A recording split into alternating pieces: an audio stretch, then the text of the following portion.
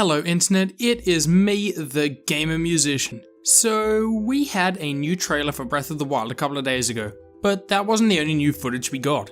We also got a short 4-minute gameplay video featuring Nate from Nintendo Treehouse and our main man Bill Trennan the Donut Thief. In this new footage, we see a new travelling minstrel bird creature known as Cass, but that is the topic for another video. Today, I am going to be talking about the Lizalfos we see in this trailer. The big thing that shocked me, no pun intended, about the Lizalfos is their prominent use of lightning and their new designs. So of course, as any theorist would, I searched all across the internet looking for some kind of information or any cultural reasoning as to why the Lizalfos look like they do.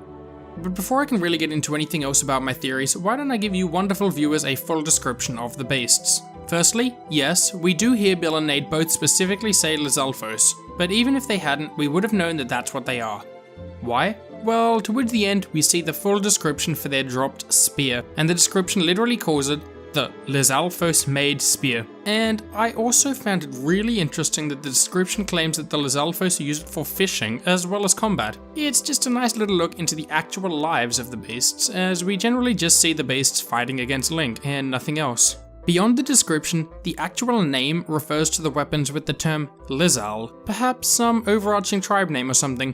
I know that other races use this type of shortened name too, like the Boko spear for the Bokoblins. And through the gameplay, we see Lizal bows and Lizal spears, so the Lizalfos definitely have a number of different weapons. The big thing about the Lizalfos in this gameplay is their new designs and their weapons. First off, their weapon. While the spears and bows aren't massively exciting or interesting, what did amaze people is their new arrows. Now, I know that the gameplay never explicitly stated that the lightning comes from their arrows, though thankfully we heard Bill say that. Of course, the lightning doesn't only come from their arrows, as we can also see lightning from their horn, and also we see the lightning rod in Link's arsenal. Perhaps that could have come from them as well. Either way, the Lizalfos have a big emphasis on lightning. As for the designs, I think that this is also very interesting too.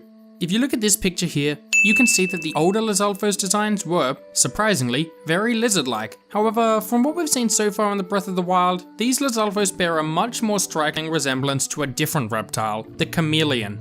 This is shown at various times, such as the horns in their heads, their camouflage, and of course, when Bill says, The thing about the Lizalfos is they've got chameleon-like powers. So yeah, these Lizalfos are more chameleon-based than prior Lizalfos. Also, we appear to have two different species in the gameplay. The first has a black and yellow kind of color scheme, similar to that of the Mella's chameleon. The darker one from later on in the trailer appears to be more similar to the this thing.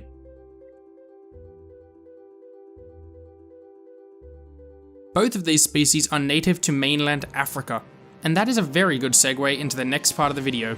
Remember how I promised all of you some cultural origins? Well, I think I have a real doozy. So I was looking through the cultural meanings of the chameleon and I came across a really interesting story. Forgive me for any mispronunciations from this point on, but the Pygmies of the Ituri River in Zealand, now known as the Democratic Republic of Congo, worship Arabati, who is apparently their sky god, as well as the god of the sun and moon. Arabati is, to this culture, a really big deal, so it is understandable they would have a few symbols. And the most prominent of these symbols are thunder, lightning, and chameleons. Yeah, I know. I've read through a number of different tellings of the story, and all the versions I have, at least in some way, lead to Arabati creating the first humans. That's all well and good, but how do chameleons actually fit into this story?